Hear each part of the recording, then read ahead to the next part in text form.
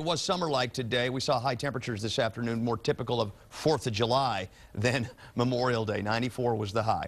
Well, the big and tragic weather story on this Monday is, of course, the Joplin, Missouri tornado. This one is for the history books. There you see the tornado developing, the storm chaser following it.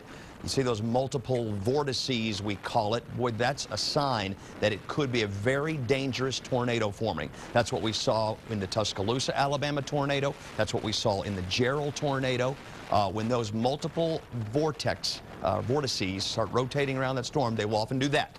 Turn into one very massive tornado. And that is what happened last night, and it couldn't have been worse. The location of that storm, it cut right through the middle of the city of Joplin, Missouri. Had this storm been 15 miles south, 15 miles north of there, it would have been over a rural area. We might not have heard much about it at all.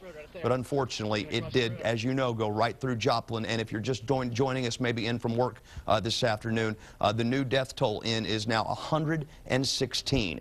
We thought the Tuscaloosa, Alabama tornado, I think that took a total of 30 lives in Tuscaloosa. Maybe that would be the largest death toll in a single city we would see again for a long, long time. Little did we know, less than a month later, a tornado that took more lives than the Waco tornado of 1953. That was 114 fatalities, 116 and still counting there in Joplin, Missouri. Unbelievable. Probably an EF4 tornado. Preliminary looks at the damage indicate EF4, that's winds right up to 200 miles per hour. Some storm chasers did see some signs of some F5 damage, though, the worst possible tornado. Absolutely amazing.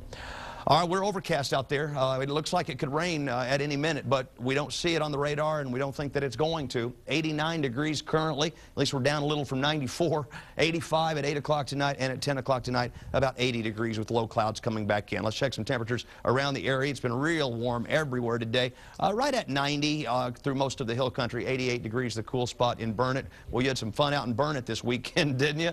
It was crazy there for a while. Hail, not only baseball, there were some hailstones measured. I saw measuring tape on the hailstone, grapefruit size, that fell out there right around the city of Burnett. Upper 80s, low 90s here in the metro area and in our eastern counties. About the same. Close to 90 degrees most everywhere. In Austin, it's cloudy and 89, out ABIA at 90.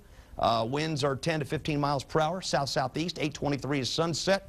Mold count still high, grass count still low. That hasn't changed much since the last week. Look at San Angelo, 103 degrees out there right now, 106 down in the Laredo area.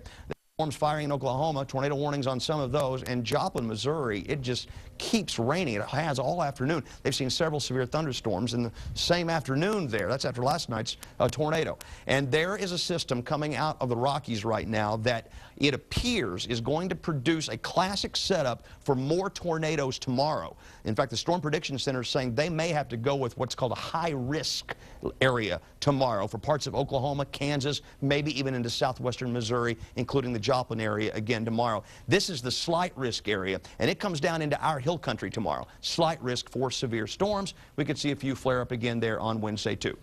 Tonight, mid-70s, warm and muggy, hot and humid tomorrow, back up to the mid-90s. 75 in Austin overnight with the low clouds. In the morning, we're overcast, then kind of a mix of clouds and sun, but then an afternoon shower, thunder shower could flare up. Best chances of that out in the hill country. 20% tomorrow where you are.